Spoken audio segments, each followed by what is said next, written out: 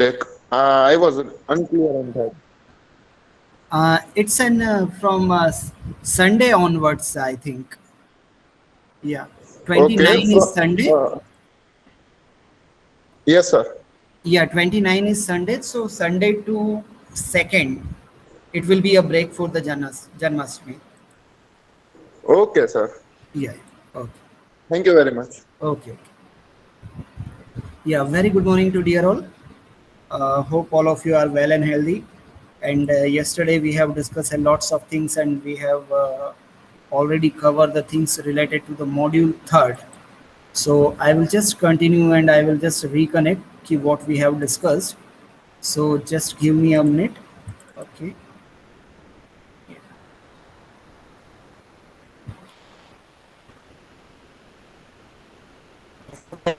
Just we are covering in our syllabus, and I am trying to cover for the cloud computing and services. So just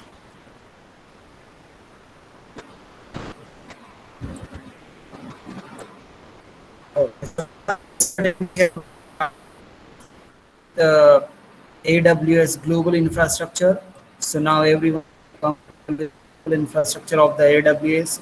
What is the reason? What is the availability zone? What is the edge infrastructure? This all things will be clear to everyone. After that, I have given a detail related to the AWS core services, and we were talking on the core services. So I have covered the storage. Then I was explaining the compute. Am I right? This thing we have covered yesterday. Yeah, please reply, guys. Shri, in your batch, we have covered this thing. The global infrastructure zone and region. These systems we have covered. I think we have covered the global infrastructure completely. Okay, I am revising in 2 minutes. Then we So are we have going to. covered the global infrastructure zone and the region part. I think we have covered Pranjal. I'm saying the same, sir. You have covered these four Yeah, things. yeah. That's why. That's why. Yeah.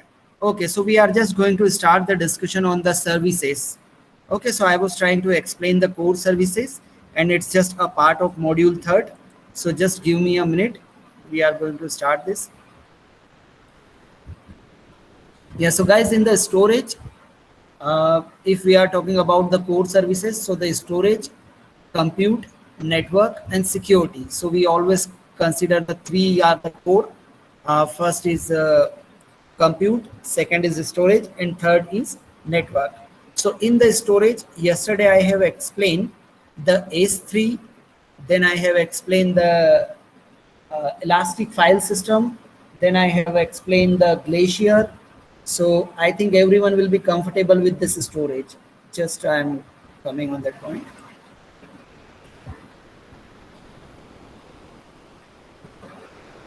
Yeah, so guys, we have covered this global infrastructure, then reason, briefly explain all the things, how this work and how we select these things.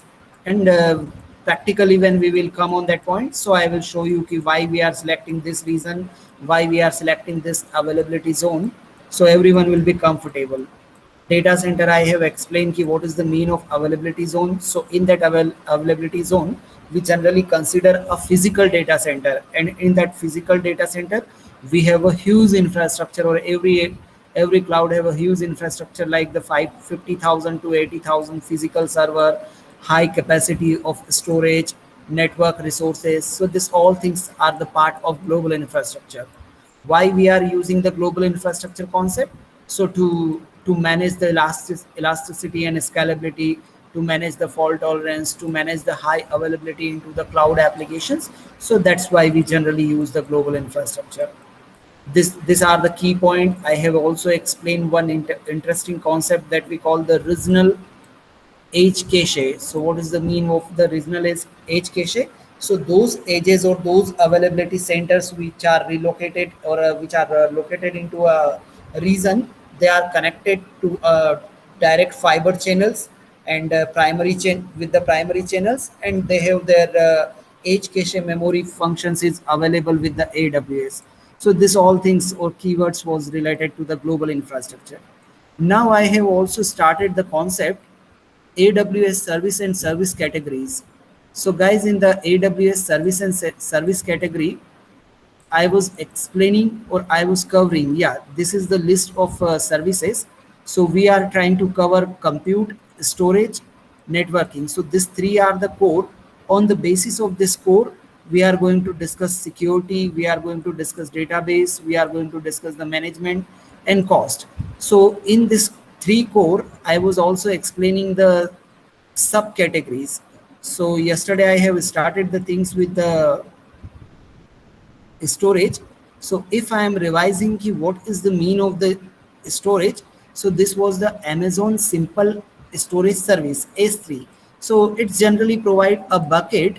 In that bucket, it's depend on you in which way you and which type of data you are trying to store. All type of data you can just store in the form of object.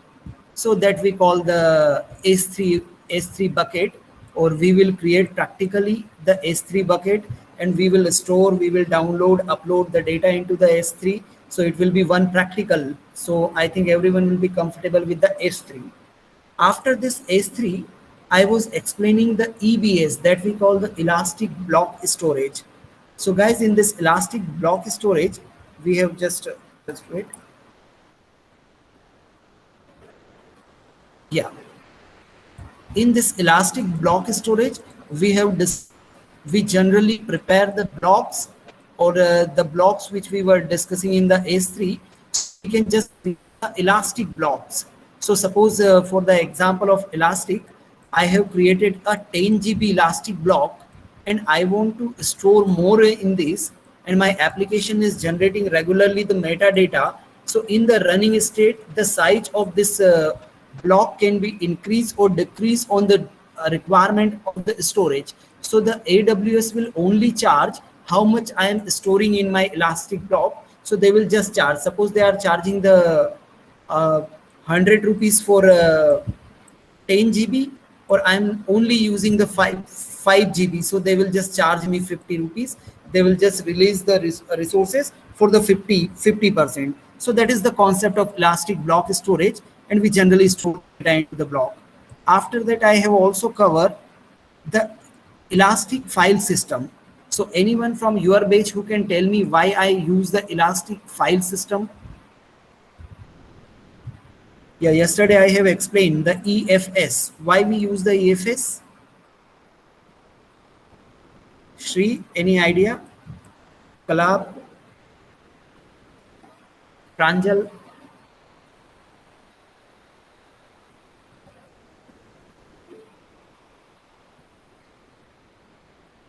Usability. Okay. In generally, we generally keep this concept in the mind. This EFS, yeah, for the usability you can consider, but for the EFS we consider the elastic file system. So sometime we have a requirement of a fast accessment for the booting. You can just understand by this example. I'm giving an example. It's not happened like that. Suppose my EC2 machine have requirement, it's running an application. So if it's running an application and it have a requirement of some booting files, okay, I think everyone will be comfortable with the booting files. So suppose it have requirement of some booting files. So these booting files are fast for the accessment. Now in the every laptop there is a feature available. In my laptop it's also my operating system is stored in the 250 GB SSD, and they have also provided me the 1 TB for the storage. So why they are storing my operating system in the SSD? So this SSD is a fast accessment drive, and all the data which is required for the operating system, it can be accessed fast. So that's why when we have requirement of a compute machine, or for the compute machine we have requirement of this type of elastic file, so it will be easy to access. So that's why we generally keep these files in this storage. Is it clear, guys? So for the service, if you will go in the service category, so AWS is charge high cost for the EFS, elastic file systems. So I think this storage will be clear to everyone. Now next we have also discussed the last subcategory of storage, that is the simple storage service Glacier. So you know this question will come into the exam, and most of the exams for the AWS it comes, what is the function or feature of Glacier storage? So guys, if my application is running, or the application is type my application is type of Flipkart, okay, now this is an Flipkart type of application. This application is regularly generating the metadata, and the metadata size is very high. It's all type of data: structure, unstructured, semi-structured, log files, and all data is going to store, and I'm going to collect into the metadata files. Now, what happened? I will not keep, suppose in a single day, Flipkart is generating 1 petabyte metadata. Okay, so you can imagine what will be the size if all the people are accessing the Flipkart and it's regularly generating the one petabyte metadata. So what we will do, we will just prepare a image file, or you can consider the compressed file of this 1 petabyte into a 1 terabyte. Now what I will do, I will just keep it for my future reference or future use. Just wait for a minute. Yeah. Hello.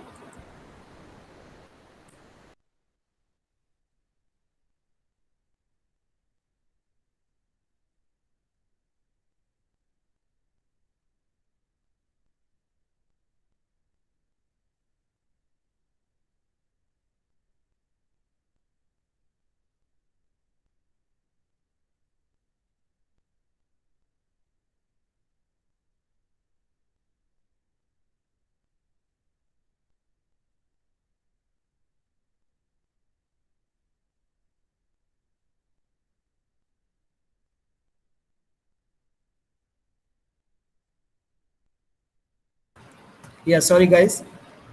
Yeah, so I was explaining the Glacier. So regularly metadata, 1 petabyte data is going to generate. So I will not keep the every day's data into a storage bucket and all. I will just create a image file or compressed file of 1 petabyte for the future reference, for the future analytics. So this type of data that we call, it's not going to use regularly, that we call the archive data. So this archive data we are going to store in the Glacier. Is it clear? So every company is buying the Glacier storage space for the data which is not going to access regularly. So it will store in the archival service of the AWS. Now, what is the difference between EFS and archival? So EFS is regularly accessed and it will always accessible. So the cost for the EFS is high and the charge for the Glacier is very low. So is it clear, guys? This all is storage? Yes. I think the storage services will be clear to everyone. I have given a real life example.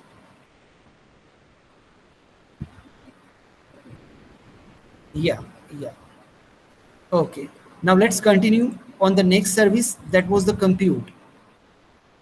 One practical we are going to perform on the S3 bucket. So it will be one experiment. So you should be comfortable with this, and I will explain how we can create the S3 bucket, how we can upload and download data into the S3 bucket. So when we will go on the practical, then I will perform these things. Now next continue. We were on this topic, that is the compute. So yesterday I have briefly explained what is the mean of compute. Okay. So those who are really not interested in the development, and those who are not working on a application, websites and product, they will not comfortable with this. So the mean of compute or the computation resources required for the development. Okay, if anyone, suppose Shri want to develop anything, so here he have a requirement of he has a requirement of a development compute resources. If he developed an application and now he want to deploy it, okay, this was the development, now he just want to deploy it. So what is the mean of the deployment? Suppose he has developed a Flipkart type of application and now it's want to deploy it. That means he has a requirement of a server. He have a requirement of a network bandwidth. He have a requirement of a high computing resources to run that application. So this two requirement are different. One is for the development, second for the deployment of any application. So when we are coming on the development, so for the development, Shri can just understand this thing. If Shri have a requirement of a laptop, so its laptop is low configuration laptop. When he is running any file, so there is a requirement of a 10 GB main memory, but in Shri's system only 4 GB RAM is available. So for that application is going to run, which is developed by Shri, it's a requirement of a 10 GB. So what Shri will do? Shri will just borrow, or Shri will just get a rented compute machine from the AWS or any cloud. So there will be a different configuration options. So everyone, every company, every employee is going to work in the industry on the EC2 machine or various different machines. It's depend on the application. So is it clear, guys? The first service we call the compute machine, that we call the elastic compute machine. So that we call the EC2 machine. So it's first elastic compute service. Now, what is the difference, and how EC2 is different from other? So it's a fixed size machine. Okay. Once I will select, then the machine size will be that. If I want to extend this machine or I want to scale this machine, so there is different option that we call the Amazon Elastic Auto Scaling feature. Suppose first time she have a requirement of a low configuration EC2 machine. So he was just trying to develop that application on a low configuration machine. But in future, when he is trying to add some feature into the application, then this configuration is low. So it can auto scale. It can auto scale in the form of deployment also, and it can also auto scale in the form of development also. So guys, this thing we have discussed yesterday. Then I have also covered the container services. So that we call the ECS, Elastic Container Service. In this Elastic Container Service, I have given an example. It's my main EC2 machine. Okay. Now this EC2 machine is only comfortable to run my Flipkart application with Windows client. But now in future, I have an Android client also. I have a Mac machine client also. I have a Linux client also. This client want to run my file on the Linux also. So these 4 type of clients are there. So what I will do, I will just prepare my code with a libraries and all the features with the EC2 for the Android, with the EC2 with the Windows, with the EC2 with the Mac. So when I will create this type of machines, so that machine we call the container. Is it clear? For the example, this machine I will say the container. So if Amazon is offering to any client or any development company elastic container service, that means what? Any company want to how many elastic compute or how many container, so that container numbers can be increased, that container numbers can be decreased on the basis of their requirement. So is it clear? It was the container. Everyone should be comfortable. I will explain the container more, but at this time you have to just keep these things.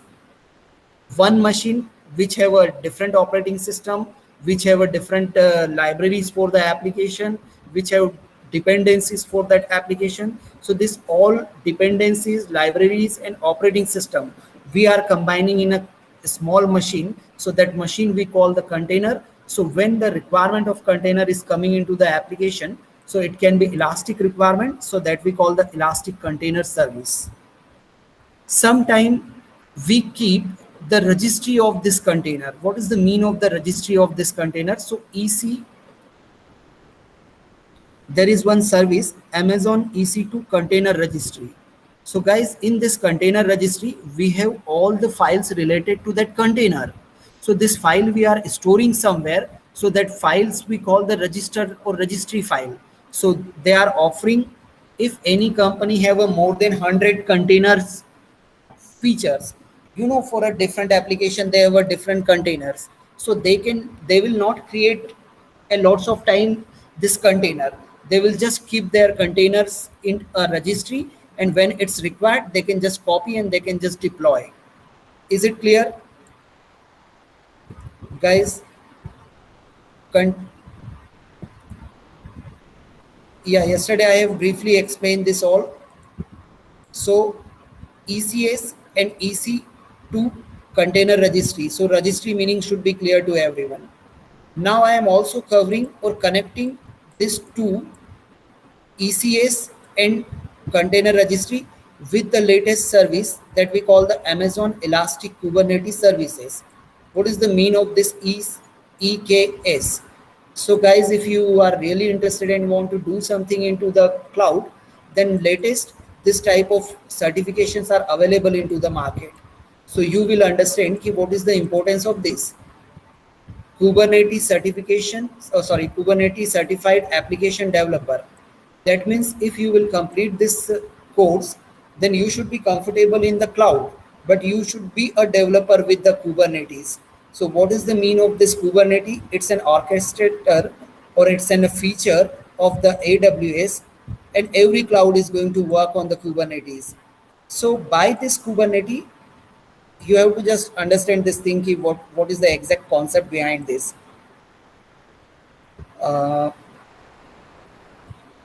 Suppose Pranjal is going to develop an application. He is a developer, and the application is a Flipkart e-commerce website. Now I think everyone will be comfortable how many containers are required. Android container, that I am saying AC. Mac container, that I am saying MC. Windows container, that I am saying WC, and the Linux container, that I am saying LC. So this 4 container we have required. Okay. Now, if for the Pranjal's application, one is container, Android container, and this container's requirement is high in the application. How it will high? Because most of the customer are accessing Pranjal's Flipkart application through the Android machine. So the traffic on the Android container will be high, like 10 lakh customer are regularly accessing or continuously accessing this. So in a one container have a capacity to manage 1 lakh customer. It's just for an example to explain the Kubernetes, guys. So guys, I think everyone is getting my point. One container we have created, that is the Android container. This container have a traffic of 10 lakh customer. So a single container can handle or response to 1 lakh customer. But now the traffic is high. So how many container we have required? Because the traffic is 10 lakh. So I have a requirement of a 10 containers. Are you getting my point? Now I have a requirement of a 10 container. It's just for an example. But for some specific application, the container requirement may be 100, container requirement may be 1000. Okay. So now we have a requirement of a 10 container. So 10 container of Android. Windows are also high. So 20 container of Windows. Make customer are less. So only 5 container of Mac, and Linux is also, so only 2% or 2 container are required for the Linux machine. So how many container? 10 for the Android, 20 for the Windows, 35 for the Mac, 35, 2 for the Linux. Total 37 containers we have to manage all my customers. Are you getting my point? What Pranjal is doing? If traffic Sir, is high, so Pranjal is going to use the 37 containers to manage this all things. So how now the thing is that first we were managing or focusing on the customer, Then we come on the point of container. Now container is also complex things. The number of containers, how we can manage or how we will manage this. So there is a technology and the platform that we call the Kubernetes. You have to Sir, just, yes, sorry to disturb you in between. Sir, yeah. I wanted to ask this: is containers divided on the basis of operating system? I don't think so. No, it's just for an example to understand the concept. Okay, it's, Okay, okay. yeah, Because you know, containers, yes, sir, yeah, yes, sir, say. yeah, tell me. So containers, till where I know, containers are not divided on the basis of operating system. They works on everything. Fine with them. Uh, but for Pranjal, for a low level, if I just want to explain whole concept in a single, and I just want to give the heavy things to all the students, those are not comfortable. So it's just for an Oh, okay, okay, example. I get it. I get it. Okay. Oh, okay, okay. I'm sorry. I'm sorry. No, it's my way. Ki next time if someone will ask you, sir, what is container exactly? When he will work on the container, then he will understand ki what are the component of the container. Okay, how we are deciding all the configurations of container on the basis of the various applications requirement. But for this basic understanding, they can create the concept. Okay. Yes, sir. Yes, sir. Sorry. Yeah.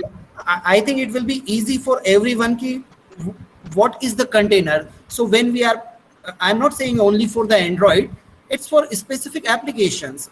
It's for a resource maybe also there, network bandwidth maybe also there, customers maybe also there, and lots of things. But this all are not developers. Are you getting my point, Pranjal? This Yes, all sir. are, Yes, sir. Yes, sir. yeah. So Pardon me that's for why. that. Yeah. So I think now everyone will be comfortable with the container and they can explain the concept. When they will go to the industry, then they will feel ki, okay, in the container is that concept and we are going to create the container. Now the Kubernetes, if I am trying to explain the Kubernetes and you are going to work on the Kubernetes for a various applications, so not a single person is developing application at this time. So how he can understand the Kubernetes use? Okay. Yeah. Yes, sir. So Yes, sir. I get it.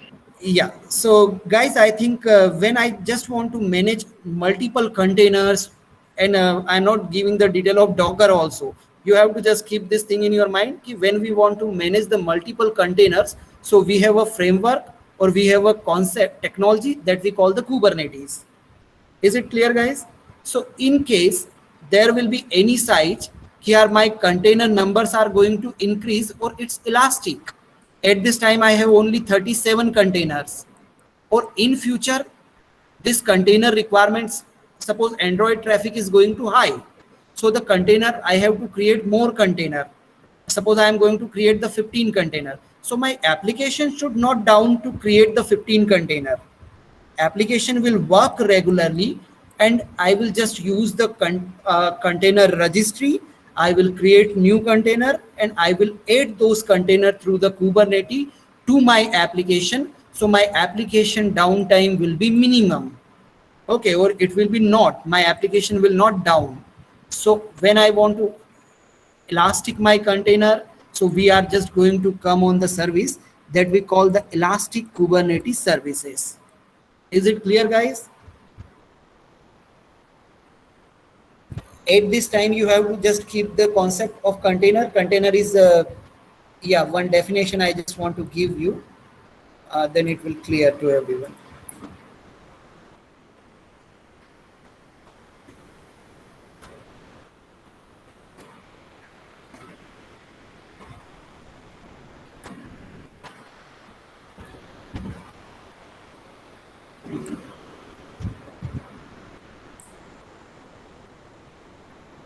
For a specific definition, you can just understand this. Yeah. Container are the form of operating system virtualization. A single container might be used run anything, any form small microservices or software processes to a larger applications. Inside a container, inside a container are all the necessary executable binary codes and libraries will be in the configurations. So first we have started the concept of container only for the operating system.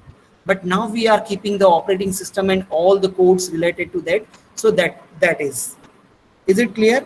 So I think now everyone will be comfortable with what is exactly container. Okay, I'm not going to explain the detail of the Docker, but you have to just, when you will go in the deep, then you will definitely work on this all. Is it clear, guys? So what is the Elastic Kubernetes service? When I have a requirement, when my container size is not fixed or the number of container are not fixed, and I just want to increase and decrease the container sizes, so it can be just managed by the Kubernetes Elastic service. Is it clear? Yeah, ज़्यादा heavy तो नहीं हो रहा है. You have to just keep this thing in your Sri. Is it clear? Okay, thank you. Safe, is it clear?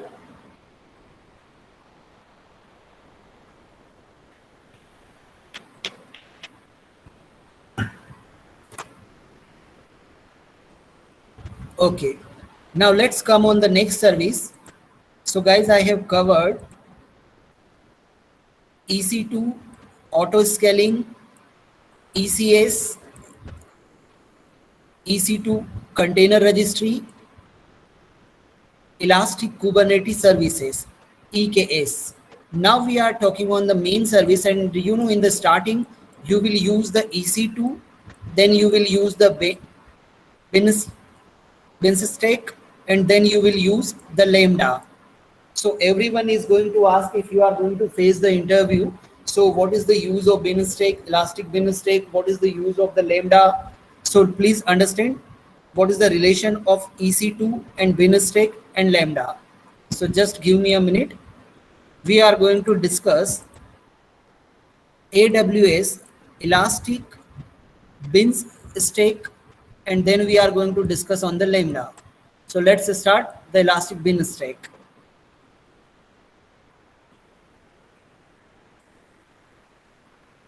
Understand this real life example. Sri is a developer. He is developing Flipkart.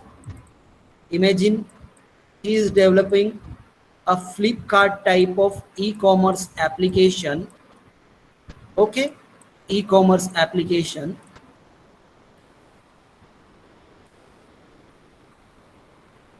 Now, the first requirement was that he is not interested to create the JVM. He is not interested to create the database connectivity and all. He just want to start development.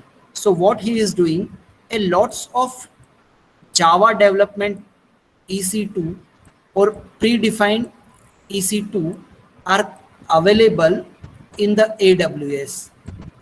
I will show you how you can find this EC2. So he is selecting one EC2 for the development.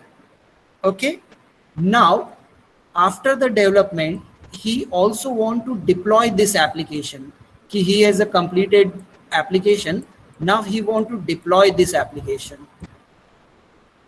So EC2 machine, one instance was going to use for the development. Okay, Sri have started the development and he developed the application. Now he want to deploy also this application. So he is going to configure one more server machine to deploy this application. So it will be the EC2, but depend on its requirement, or it will be a compute server. Now one for the development, one for the deployment. And a lots of requirement was there. Okay, what was the requirement? For the development, Java platform is required. For the SQL,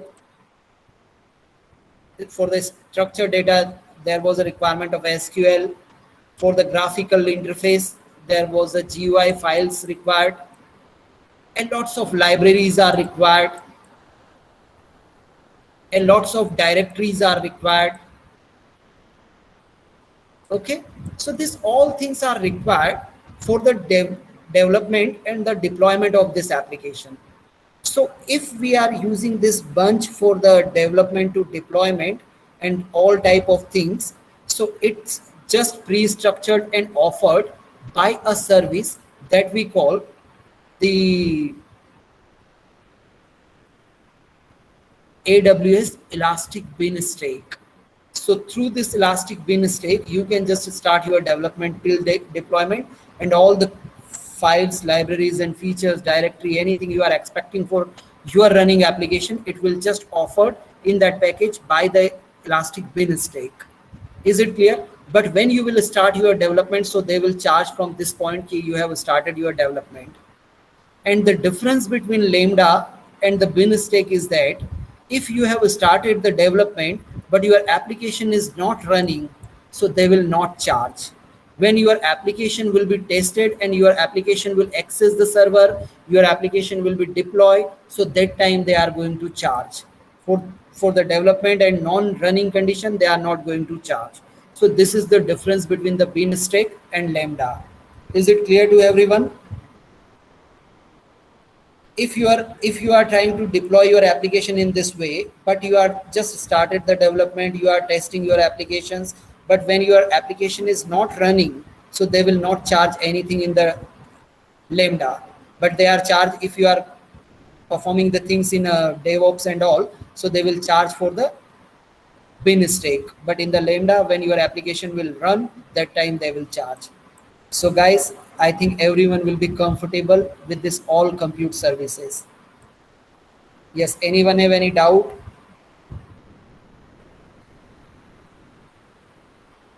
Is it clear?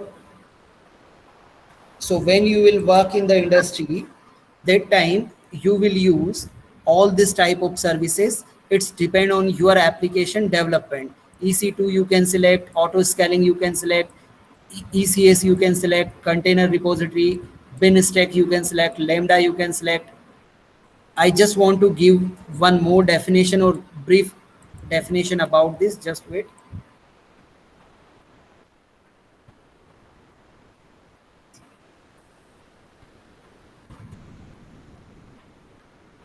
Yeah, if you will just go and search, so AWS Lambda is an event-driven serverless computing platform provided by the Amazon as a part of Amazon Web Service. It's just a computing service to run the code in the response of the event automatically.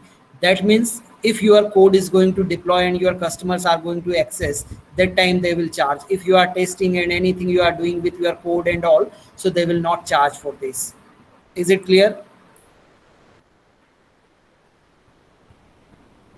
Now the AWS bin stake.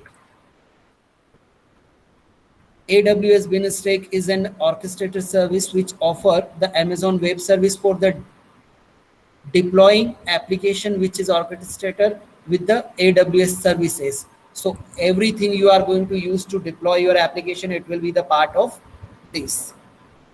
So guys, I think everyone will be comfortable with this all compute services. So in our experiment, I will explain how you can create the EC2, how you can work if you want it next time in the in the 7th semester or in your final year.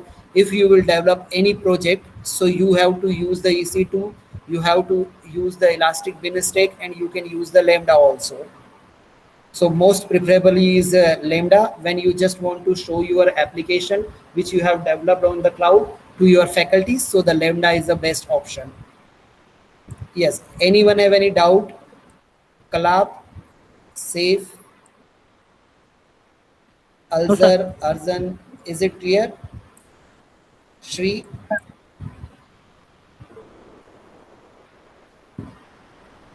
Okay guys, thank you very much. So after first was our virtual machine, second experiment is storage, third experiment is EC2.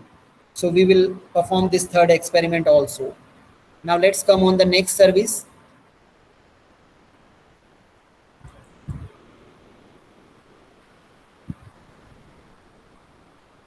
Next service category is database.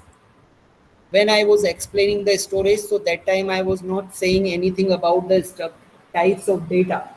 I'm just saying the data, that data was just a space, or the data have requirement of a space.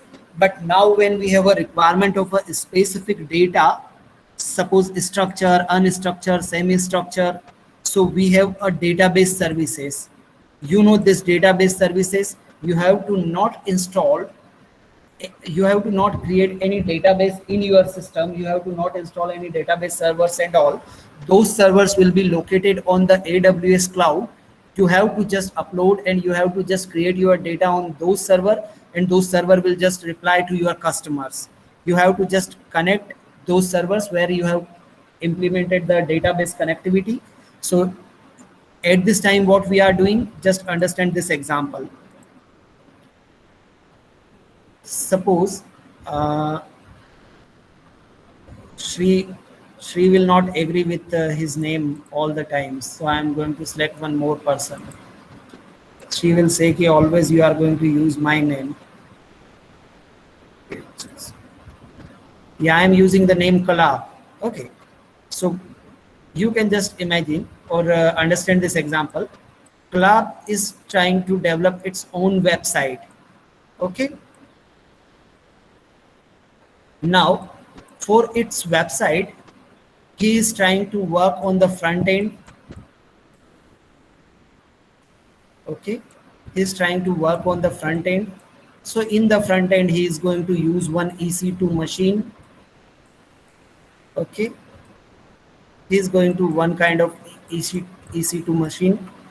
On this EC2 machine, all the JavaScript, any requirement for the website, Angular, JS, anything is required, it's just in this machine.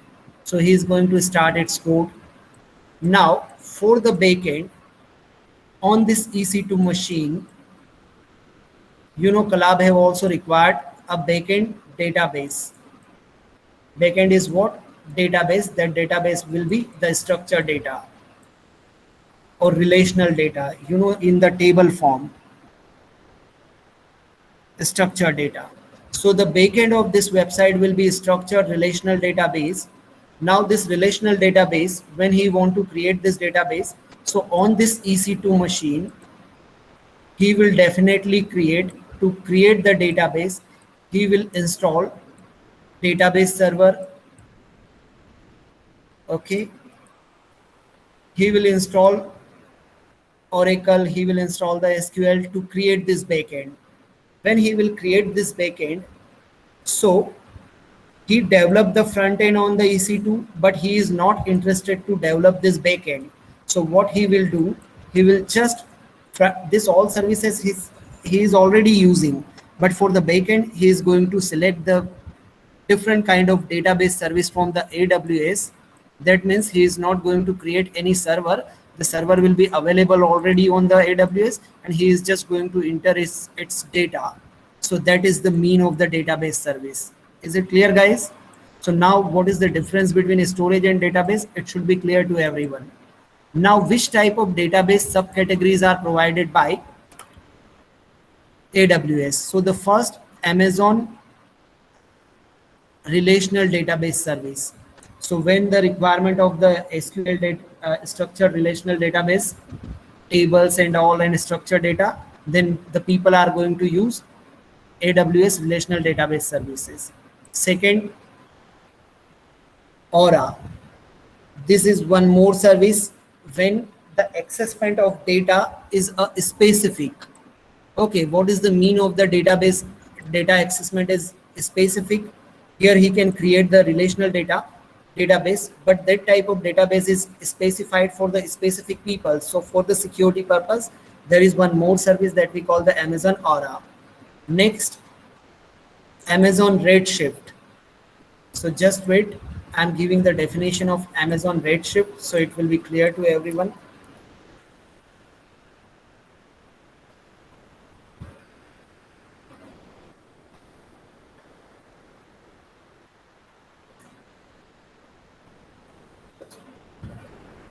Yeah, if you will just come on the basic definition. So the Amazon Redshift is a data warehouse product which used to perform a large computing or fast computing of the data, and the name is shift from the Oracle. So what is the mean?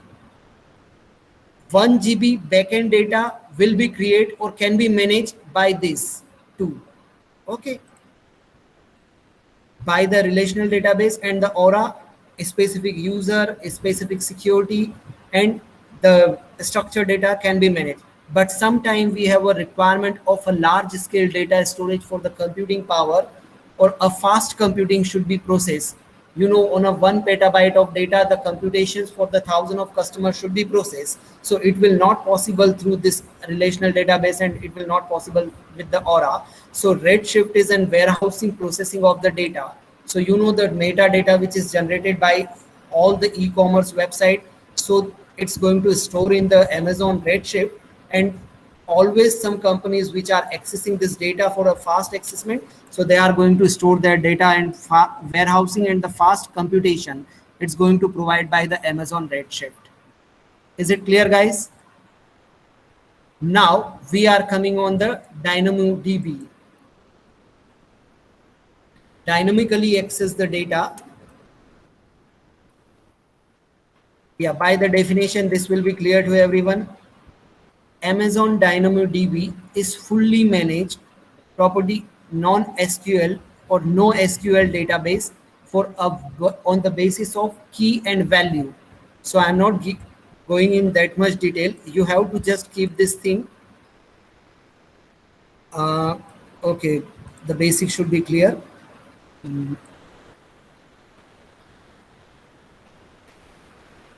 AWS DynamoDB.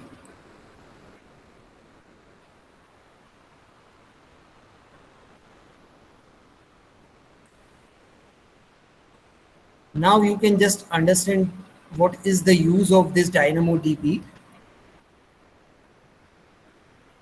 This Flipkart company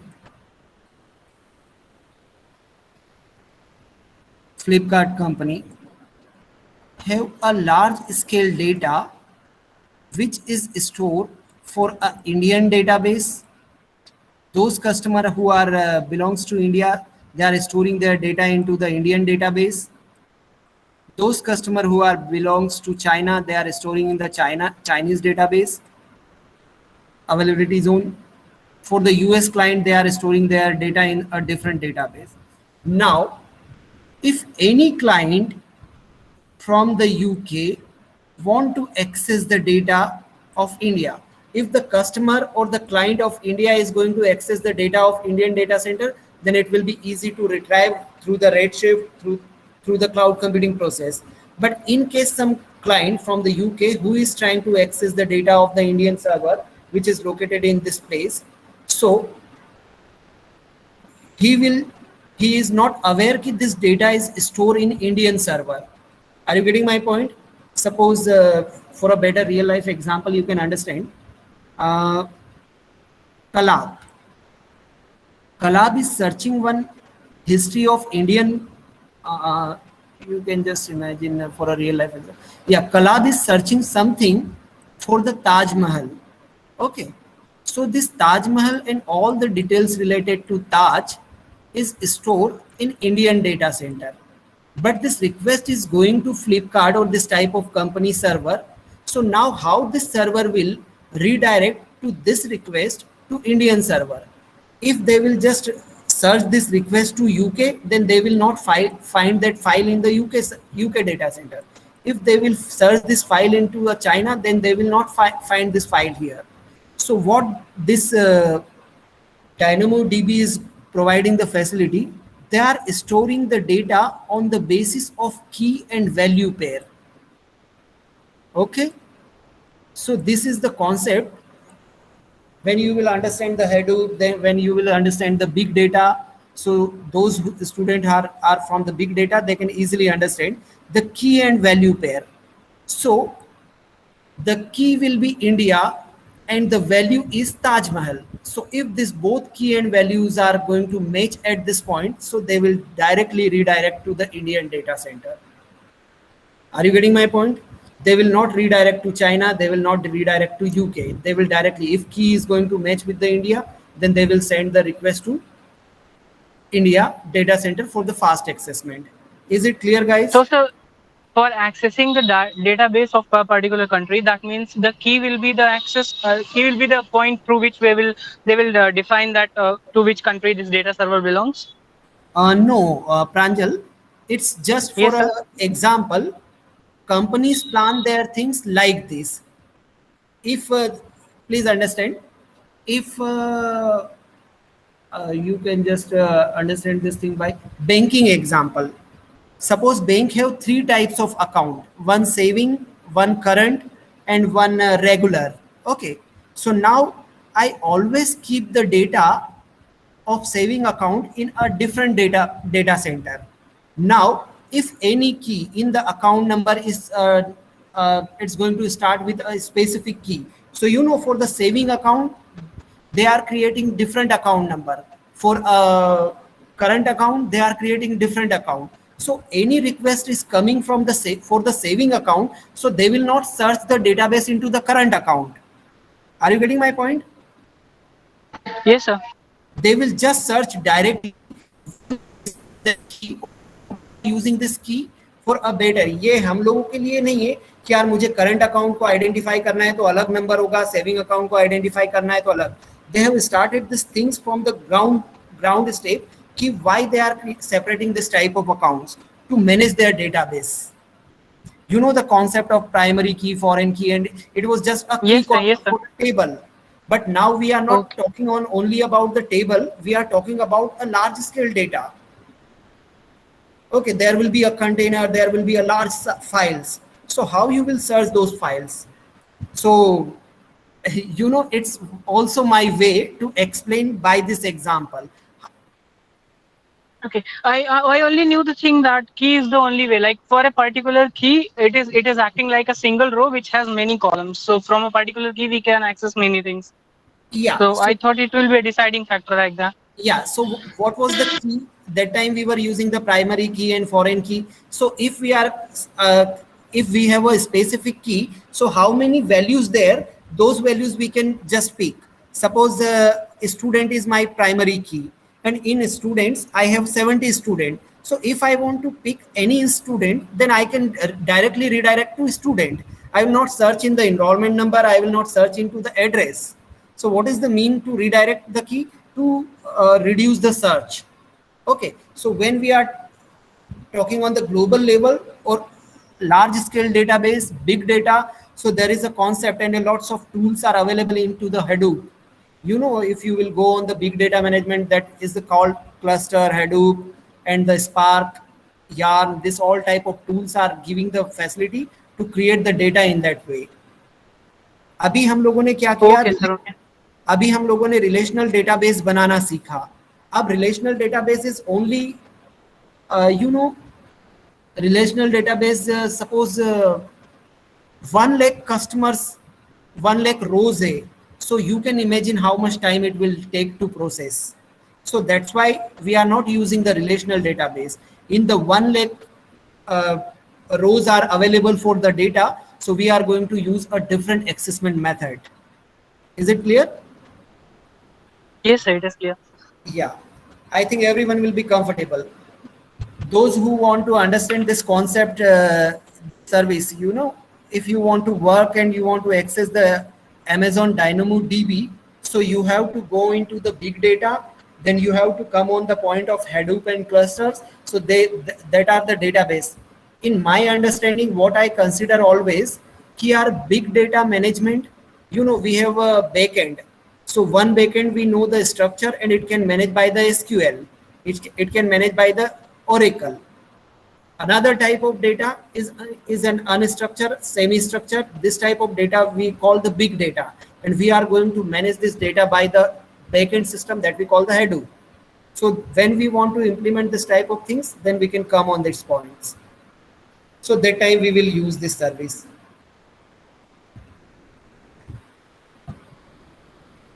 I just want to show you some images, then you will easily understand what is happening exactly.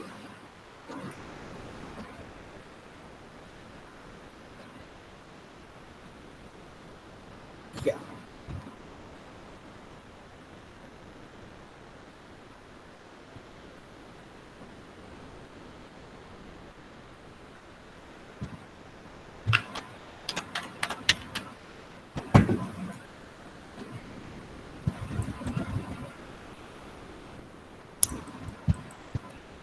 Yes, it's my system.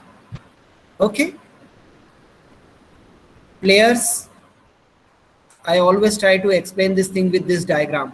So I was talking always about the Flipkart example. So now we can talk about the gaming example also. These are the players. They are requesting for the game. They can request from the Android also. They can request from the desktop also. So these are the game requests. Now we will understand and discuss about the elastic load balancing, but you have to just keep this thing. They are requesting to access a EC2 machine. Now we have a number of EC2 machines available for a different reason in a different location.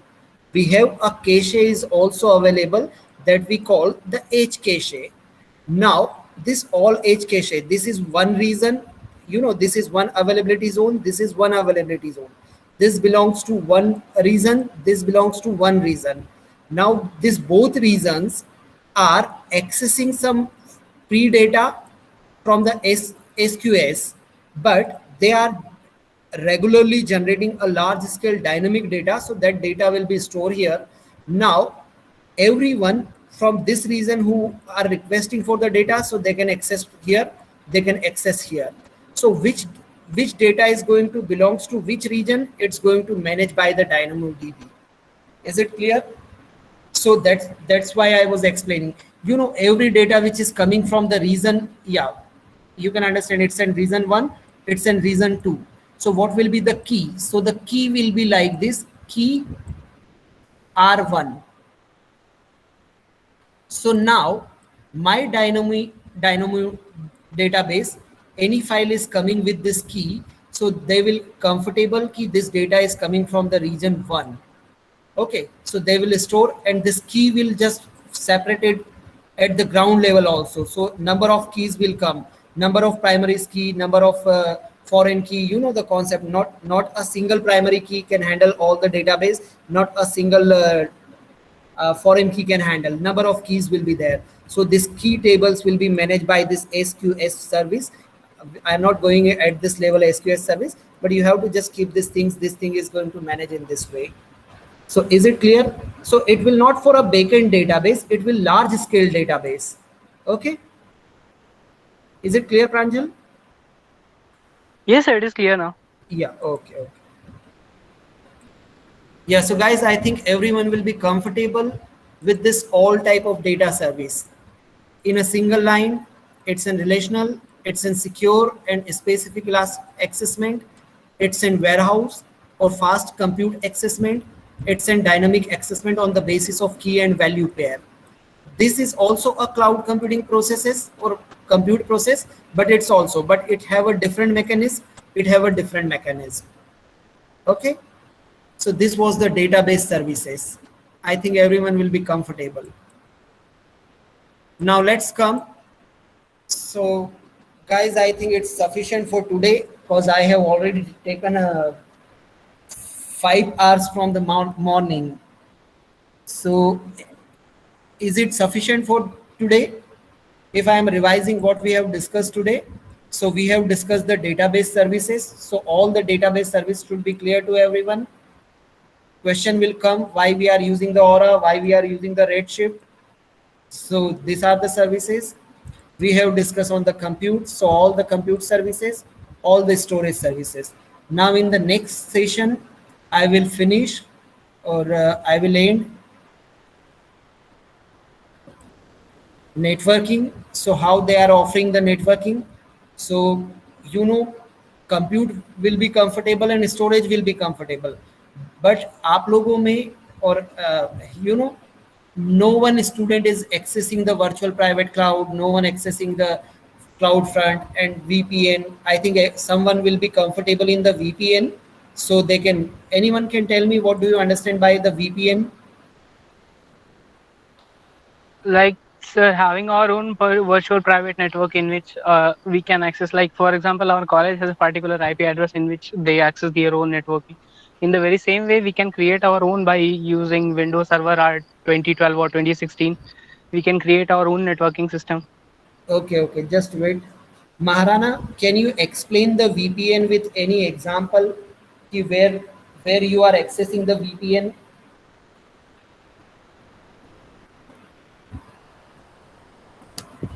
Yes, anyone from this page? Like Expect, how yeah, to look up Pranjal, with I'm the not use. asking. Yeah, I'm not asking. Oh, Just wait. I'm asking with other okay. people. Yeah, yeah. Maharana is replying.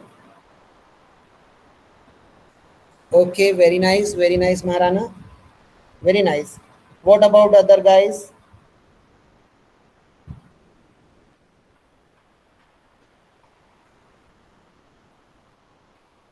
Okay, so I'm just giving a concept of VPN, so it will be easy how and in which way networking services are provided by the AWS. Just give me a minute. VPN. You know, in this lockdown, most of the employees are working from home. Okay, they are work from home. One of my friend, he was working in UK with EMC Square company. Are you getting my point? One of my friend, who was his name is Ashish. He was working earlier in EMC Square in UK, but from the last 1 year, he is working from his home. Now, what he is doing, he is managing all the banking data of EMC Square, or EMC Square is handling some banks data of UK. Now he is he is working in a remote way. You know, okay. Now any transaction or any updations is going to perform. So the database or the data center is in space of this company. So now he is performing any transaction or any operations or any query on this database. So it will go through the multiple networks. You know, they will not directly connect it. It will go through the multiple network. So a lots of people are in this network. They can just change to this update that we call the hackers and these people. Okay, so if he was performing any transaction, he was performing anything or any operations on this database, or that operations will not be like that for just a transaction. He is updating something, he is doing something, and he is regularly performing. So what his company is doing, he is paying to some companies like AWS and all. They are creating a secure direct network. Okay, they are creating a secure direct network for Ashish India to UK. Now this secure direct network we call the virtual private network. Is it clear? Now all the routes will be follow and all the things will follow in the common network, but it will be in the form of private for Ashish and EMC Square. So this we call the VPN. So when companies are offering this type of things in all over the world, so you can imagine how much complex this thing will be. So this thing is going to manage by a service provider that we call the AWS, and they offer a various type of paid services for a various type of security. So we will understand these things in the next session. Is it clear, guys? I think now everyone will be comfortable what is the use of the virtual private network, how they are connected, how they are accessing, how the things are going to perform on the server of the UK from the India's village. Yeah, so guys, this concept we call the VPN, and we are going to learn a lots of things related to the networking services. So VPN is just a part. They are offering a lots of things. Okay. So in the next session, we are going to talk on that. So till this point, if anyone have any doubt, then you can ask me. In the next session, I will just finish the module third, and we will just complete the quiz and all. So I will request to everyone, you have to complete module first, second, and third. Okay. So it will be clear for your course also. Now this 3 module was taking the time. Why? Because you are first time on the platform and concept of AWS. So I was trying my best to explain. When you will be familiar with all the basic concept, then some student will say, like the Pranjal is saying, I am working on the Kubernetes, sir. Some people will say, sir, I am working on the Redshift. Some people will say, sir, I am doing the course in I'm doing the course in DynamoDB. So this type of course and this type of students will come on the points. So everyone have to comfortable in one specific core service.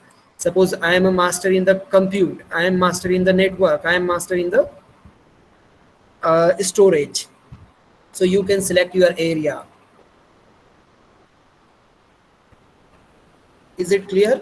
Kalab, are you comfortable in storage? Are you comfortable in networking, or are you comfortable in compute? Tell me your interest area.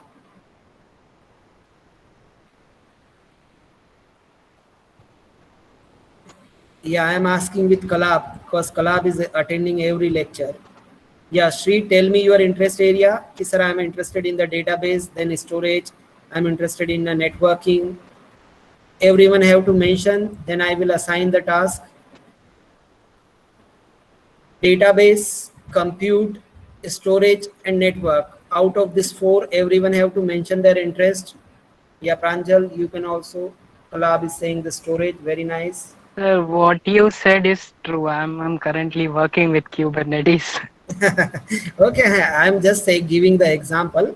Okay. And if you ask my area of interest, I'm particularly developer type of person. I usually like to Developer. develop and manage the things. Yeah, so you have to work on the compute. Okay, because when you will deploy your development, then you should be comfortable in the compute services. Okay. Yeah, Safe is not replying. Safe, please reply.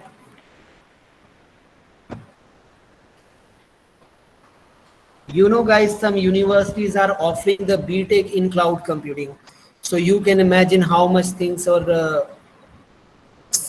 We are not talking about the security and all. Lots of things are here.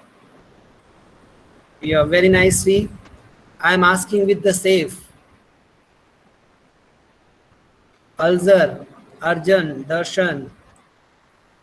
If you will not reply, then I will not consider your attendance. So please reply your interest area into the chat box. Okay, I am ending this session from my side, but I am expecting you